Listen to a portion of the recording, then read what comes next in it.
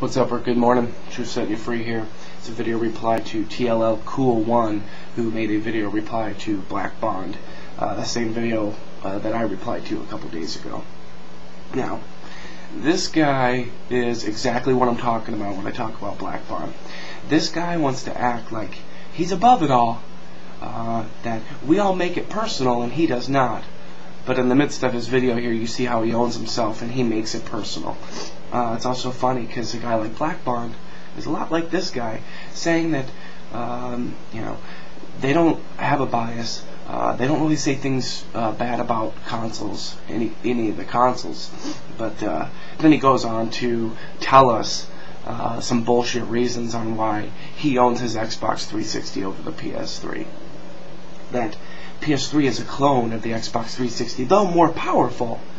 It's just a more powerful clone than the Xbox 360, which really doesn't make a whole lot of sense.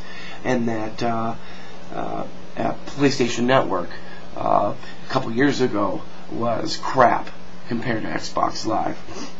Now here's the funny part about that last part, is that PlayStation Network, its strongest parts, the parts that have to do with actually gaming online, have been as strong since the beginning as they are now.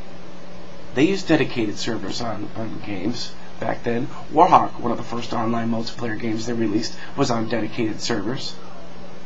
At that point, right when they set up those PS3s to be those servers for Warhawk, right then PlayStation Network for gaming was better than Xbox Live, because you either have the dedicated servers or you have the same person-to-person connection. Now, don't tell me Xbox Live has a better person-to-person connection system than PlayStation Network does. They're the same. PlayStation Network pulls the advantage on the gaming side of online when it comes to dedicated servers, or more dedicated servers. And in fact, I saw someone make a comment yesterday on one of my videos about how Xbox Live has dedicated servers for the players. No, Xbox Live has dedicated servers for voice chat and the non-gaming parts of online. So let's not get it twisted. Yes, Xbox Live does have some other features, like the party system and cross-game chat, that PlayStation Network has yet to get. Now here's the other funny part he talks about, is that he points to, as Black Bond says, the manufacturers bow to your wallet. You make the decisions on telling them what's good or what's not by what you pay for, right? Well, then you're fucking idiots. You're assholes. You are fucking assholes. How's that for personal? You bought a shitty, unreliable Xbox 360, and you tell other people how great it is. You also pay $50 a year for online, and tell everybody how great it is. So fuck you, you hypocritical motherfuckers. Those are two things you should be combating. Those are two things you should be downing. Those are two things you should be warning other gamers about. But you're not. It's not about stepping up and showing the manufacturers what's good and what's not with your wallet. No. It's all about trying to be okay with your Xbox 360 purchase. That's what it comes down to. Now let me give you a little something about Black Bond background. I know exactly what this guy's like. I know exactly others like him that troll in forums and act like and call themselves manticores because they all own all the systems. And they always try to use that as some clout over anybody else making a point. It doesn't matter if I say Xbox 360 is the most unreliable console ever. If I say that in that type of forum, they'll be like, oh, you're just a fanboy. And they try to discount that point, even though that point still exists. And it's fucking funny. So the problem with these guys is this. This is why I can't stand these people now. You may have people that bought an Xbox 360, realized their fault, and have now purchased a PS3. But there are these people that try to make these claims that they're better for gaming than us fanboys, and I think it's a joke. It's an absolute joke. Their main thing, these people hate Sony. Black Bond, I'm willing to bet you do not like Sony. They're your least liked manufacturer. And you were very excited to see that Xbox 360 came out earlier and was able to get the hype going so we could steal some titles and steal some clout from Sony's product. Guarantee you. They want to have the Xbox 360 offer everything the PS3 has and have stuff on the Xbox 360 well and above what the PlayStation 3 offers. That's what their real goal is.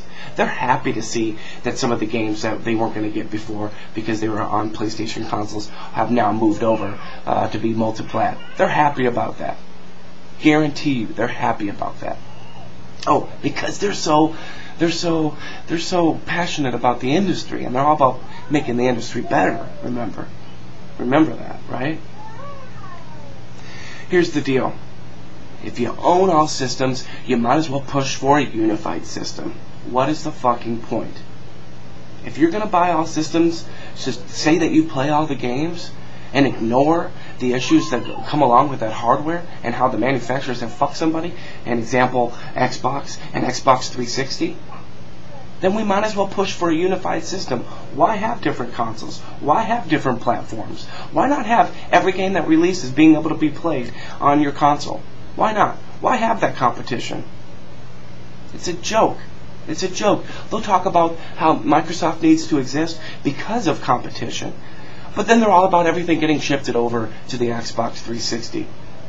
It's a joke. They're hypocrites. This is my problem with people like this. As I said, they try to act like they're all about the gaming industry, and that people that choose a side or that have an issue with what manufacturers have done with their hardware, they act like we are the ones that are going to take down the industry, when the people like this are the ones that are fucking up the industry. It's the people like this that try to tell us it's okay to be paying $50 a year for Xbox Live. This dude, ttlcool1, makes a statement that, yeah, I could be saving $50 as soon as PlayStation Network gets a couple of the features Xbox Live doesn't.